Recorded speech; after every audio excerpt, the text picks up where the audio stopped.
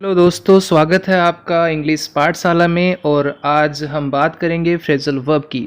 पहले वीडियोस में हम इडियम्स एंड फ्रेजेस की बात कर चुके हैं, जो वीडियोस हमारे कंटिन्यू चलते रहेंगे। ऐसा नहीं है कि हम उन्हें बंद कर देंगे, लेकिन आज से हम एक नई शुरुआत कर रहे हैं और वोकेब के अंदर आज से हम आपको फ्रेजल वर्ब्स भी करवाएंगे। ठीक है दोस्तों, तो शुरुआत करने से पहले मैं आपको बता दूं what is the difference between verb and phrasal verb. तो वर्ब और फ्रेजल वर्ब के बीच में क्या अंतर है, आप इसको ध्यान से देखिए। देखो, वर्ब यानी होता है क्रिया। क्रिया का मतलब कोई भी काम, कोई भी एक्शन, जैसे खाना पीना, खेलना कूदना, सोना धोना, रोना आना गाना। तो कोई भी जो काम होता है आप उसे वर्ब बोल सकते हो। ठीक है, अब बात करते हैं फ्रेजल वर्ब की कि साहब फ्रेजल वर्ब किसे कहते हैं। तो फ्रेजल वर्ब है ना, वो भी एक प्रकार की वर्ब ही होती है।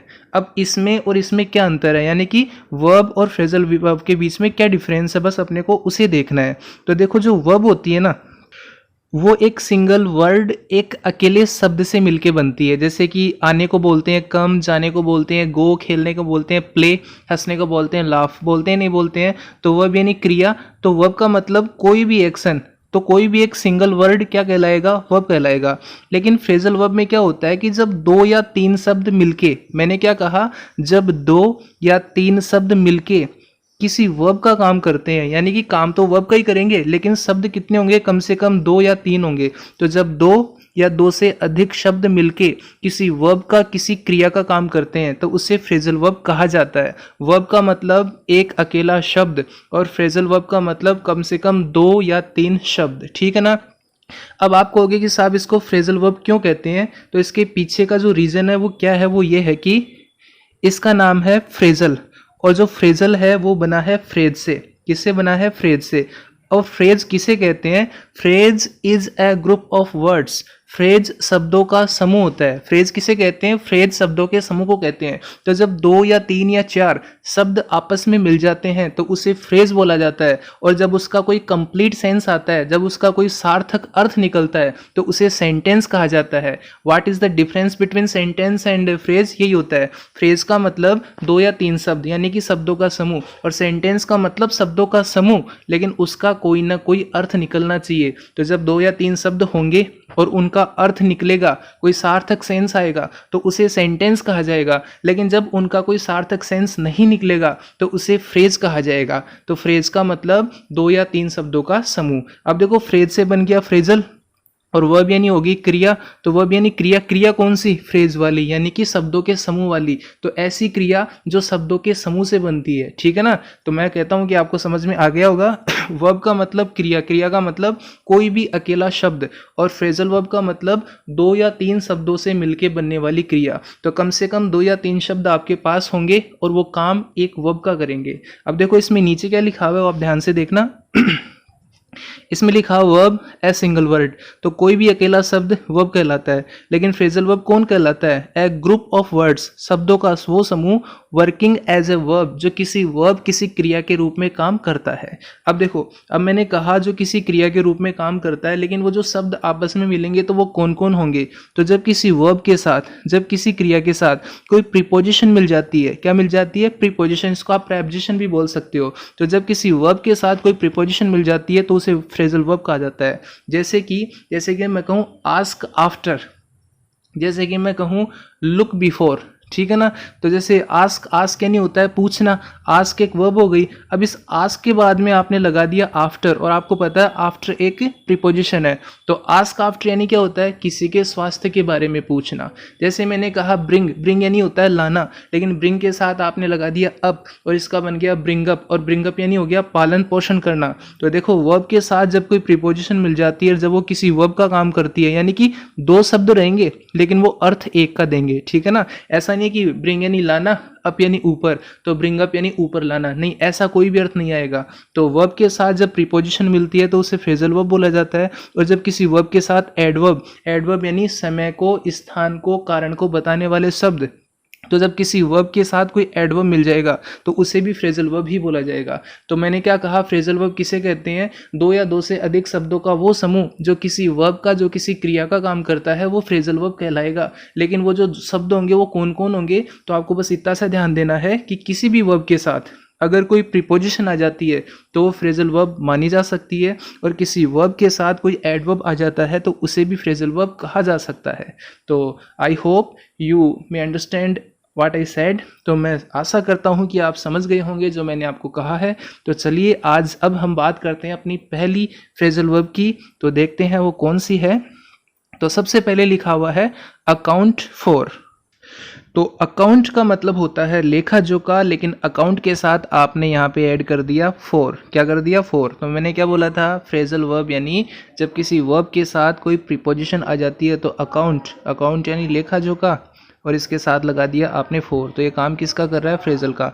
अब आप ये नहीं बोलना अकाउंट लेखा जोखा फॉर के लिए, आप इसका अलग अलग अर्थ नहीं निकालना, क्योंकि फ्रेजल वर्ब में क्या होता है कि जो दो शब्द होते हैं दोनों मिलके एक अर्थ देते हैं, एक मीनिंग देते हैं। आप इसको अगर अलग अलग निकालोगे तो फिर आप इसको गलत कर दोगे। तो आपको क्या करना है? अकाउंट फॉर का मिल के अर्थ निकालना है। तो जब अकाउंट होता है तो उसका मतलब लेखा जोखा होता है। हाँ, आपकी बात सही है। लेकिन जब अकाउंट के साथ फॉर आता है तो अकाउंट फॉर यानी होता है एक्सप्लेन द कॉज, यानी कि जवाब देना, स्पष्टीकरण देना। तो जब आपको किसी बात का जवाब देना पड़े, आपको किसी बात का स्पष्टीकरण देना पड़े, जब आपको किसी रीज़न को बताना पड़े, जैसे कि आप किसी ऑफिस में नहीं गए, तो फिर आपसे पूछेगी भाई कल क्यों नहीं आए थे, फिर आप उस रीजन को बताते हो कि साहब मेरे पेट में दर्द हो गया था, मेरे को कुत्ते ने काट लिया था, या मैंने कुत्ते को काट लिया था। जो भी आप कोज बताओगे, जो भी आप रीज़न बताओगे, तो उसको बोलेंगे जवाब देना। तो जब भी आप किसी बात का जवाब देते हो तो उसको अकाउंट फॉर भी कहा जा सकता है। क्लियर है बात? तो अकाउंट फॉर का मीनिंग क्या होगा? इसका मीनिंग होगा एक्सप्लेन द कॉज ऑफ, यानी किसी कारण को एक्सप्लेन करना, किसी कारण को स्पष्ट करना, यानी कि जवाब देना, स्पष्टीकरण देना। जैसे कि आप कह सकते हो यू मस्ट यानी आपको अवश्य अकाउंट फॉर जवाब देना होगा द मनी, पैसे के लिए। तो you must account for the money, आपको उस पैसे के लिए अवश्य जवाब देना होगा यू स्पेंड, जो आपने खर्च किया है। समझ में आ गया दोस्तों? तो अकाउंट फॉर यानी क्या होगा? जवाब देना, स्पष्टीकरण देना, किसी कॉज को बताना, किसी रीज़न को मेंशन करना। तो जब भी आप किसी बात का जवाब दो, स्पष्टीकरण दो, कारण बताओ, तो उसे अकाउंट फॉर कहा जा सकता है। नेक्स्ट है आपका आंसर फॉर। तो देखो इसको आंसर भी बोल सकते हैं, आंसर भी बोल सकते हो। अगर आप इसको आंसर फॉर करोगे ना, आंसर फॉर करोगे तो आप इसको ब्रिटिश में बोलोगे, अगर आंसर लोगे तो आप इसको अमेरिकन में बोलोगे। तो देखो आंसर यानी होता है जवाब और फॉर यानी होता है वैसे के लिए। लेकिन मैंने क्या बोला? अलग अलग नहीं लेना। आंसर फॉर किसी के लिए जवाब, नहीं ऐसा नहीं लेना। तो जब किसी भी सेंटेंस में आंसर के साथ फॉर आता है तो इसका मीनिंग हो जाता है टू बी रेस्पॉन्सिबल फॉर, यानी कि जवाबदेह होना। यानी कि हम कोई भी काम करते हैं तो उसके प्रति जिम्मेदार होते हैं, हमारी जिम्मेदारी बन जाती है, तो उसी को आंसर फॉर कहा जाता है। तो जब भी किसी काम के लिए हमें जवाबदेह माना जाएगा, हमें जिम्मेदार माना जाएगा, तो उसे आंसर फॉर कहा जाएगा। जैसे मैं कहूँ कि you are answerable for your misdemeanour, तो मिसडिमीनर का मतलब होता है अपराध। मिसडिमीनर का मतलब क्या होता है? अपराध, यानी कि कोई भी बुरा आचरण जो आप करते हो उसको मिसडिमीनर बोला जा सकता है। डिमीनर का मतलब आचरण, मिसडिमीनर यानी बुरा आचरण। तो मैंने कहा यू आर, और यू आर का मतलब तुम हो, और आंसरेबल फॉर यानी रेस्पॉन्सिबल, रेस्पॉन्सिबल का मतलब जिम्मेदार। तो जब आप किसी भी बात के लिए जिम्मेदार होते हो तो आपको आंसर फॉर कहा जा सकता है। तो यू आर आंसरेबल फॉर यानी कि आप जिम्मेदार हो, तो आंसरेबल फॉर का मतलब हो गया जिम्मेदार, जवाबदेह, रेस्पॉन्सिबल, और फॉर योर मिसडिमीनर यानी तुम्हारे बुरे आचरण के लिए। तो आंसर यानी उत्तर देना, लेकिन आंसर फॉर यानी जिम्मेदार होना। तो पहला था अकाउंट फॉर जिसका मतलब जवाब देना, दूसरा था आंसर फॉर यानी कि जिम्मेदार होना। अगर आप अकाउंटेड फॉर कहोगे, क्या कहोगे? अकाउंटेड फॉर, तो इसके भी जिम्मेदार कहा जा सकता है। जैसे मैं अगर इसको हटा करके अगर मैं अकाउंटेड लिख दूँ तो भी ये सेम ईयर देगा। You are accounted for your misdemeanour, तो इसका मतलब भी सेम ही होगा। तो अकाउंट फॉर जवाब देना, लेकिन आंसर फॉर रेस्पॉन्सिबल होना, जिम्मेदार होना, वो दोनों काम कर सकता है। कौन? अकाउंट फॉर दोनों काम कर सकता है, जवाब देने का भी और जिम्मेदार होने का भी। लेकिन ये एक ही काम करेगा, जिम्मेदार होने का, यानी कि ये काम केवल एडजेक्टिव का करेगा, और ऊपर वाला जो अकाउंट फॉर है वो दोनों काम कर सकता है, एडजेक्टिव का भी यानी कि जिम्मेदार का भी, अकाउंटेड फॉर का भी, है ना, और अकाउंट फॉर यानी जवाब देना का भी। तो बात करते हैं अपन नेक्स्ट फ्रेजल वर्ब की, जो कि है आस्क आफ्टर, आस्क यानी होता है पूछना, ठीक है ना, और आफ्टर यानी होता है पीछे। तो इसका मतलब ये नहीं है आस्क आफ्टर पीछे पूछना, नहीं, मैंने क्या बोला, फ्रेजल में 2 या 3 शब्द आएंगे लेकिन वो काम एक का करेंगे, यानी कि 2-3 शब्द मिल करके आपको कोई एक मीनिंग, एक अर्थ बताएंगे। तो आस्क आफ्टर यानी होता है किसी के स्वास्थ्य के बारे में जानना। तो जब कोई इंसान बीमार पड़ जाए और अगर आप उसके स्वास्थ्य के बारे में जानते हो, उसके हालचाल जानने के लिए जाते हो, तो उसको आस्क आफ्टर बोला जाएगा। तो इसका मतलब होगा inquire about the health of, यानी कि किसी के स्वास्थ्य के बारे में जानना। जैसे मैंने कहा आई आस्क्ड आफ्टर हिज हेल्थ, मैंने उसके स्वास्थ्य के बारे में जाना। आई यानी मैंने, आस्क्ड आफ्टर यानी स्वास्थ्य के बारे में जाना, ठीक है ना। अगर अपन यहाँ पे हिज हेल्थ भी अगर यूज में नहीं लें तो भी इसका अर्थ वही माना जाएगा। तो आई आस्क्ड आफ्टर, है ना, मैंने उसके स्वास्थ्य के बारे में जाना। हेल्थ लगाना यहाँ पे कंपलसरी नहीं है। तो I asked after his health, मैंने उसके स्वास्थ्य के बारे में जाना। As he was ill, as यानी क्योंकि, ही वॉज इल वह बीमार था, मैंने उसके स्वास्थ्य के बारे में जाना क्योंकि वह बीमार था।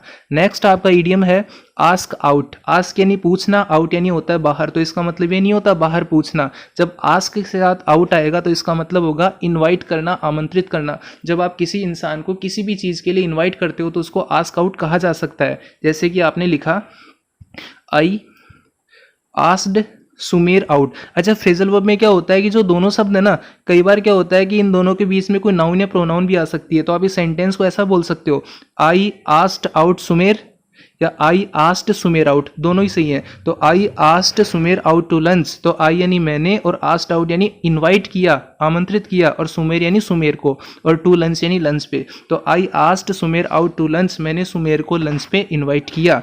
अब इसके बाद में नेक्स्ट फ्रेजल वर्ब की बात करते हैं, वो है आस्क फॉर। और आस्क फॉर यानी होता है डिमांड करना, मांग करना। तो मैंने क्या लिखा, ही आस्क्ड फॉर, ही यानी उसने, आस्क्ड फॉर यानी डिमांड की 5,000 रुपीज़ यानी 5,000 रुपये की। तो ही आस्क्ड फॉर 5,000 रुपीज़, उसने 5,000 रुपये की डिमांड की from his father in law, अपने ससुर से। तो हम कह सकते हैं कि उसने अपने ससुर से 5,000 रुपये की डिमांड की। तो जहाँ पे भी आप ही डिमांडेड लिखना चाहते हो वहाँ पे आप ही आस्क फॉर भी लिख सकते हो। तो आस्क फॉर यानी डिमांड करना, आस्क आउट यानी इनवाइट करना, आस्क आफ्टर यानी किसी के स्वास्थ्य के बारे में जानना। और इसके पहले जो अपना वो इडियम था वो कौन सा था, अभी देख लो, सॉरी फ्रेजल वर्ब था आंसर फॉर यानी जवाब दे, रेस्पॉन्सिबल होना, और अकाउंट फॉर यानी जवाब देना। तो आज के वीडियो में इतना ही। हम कल बात करेंगे ईडियम्स एंड फ्रेजेज की, और उसके बाद में जो अगला वीडियो है उसमें हम बात करेंगे अपने फिर से फ्रेजल वर्ब की। तो डेली की 5 से 7 फ्रेजल वर्ब आपको करवाई जाएगी, इनफ होगी। अगर आप डेली भी इसको बार बार याद करोगे तो आपको याद हो जाएगी।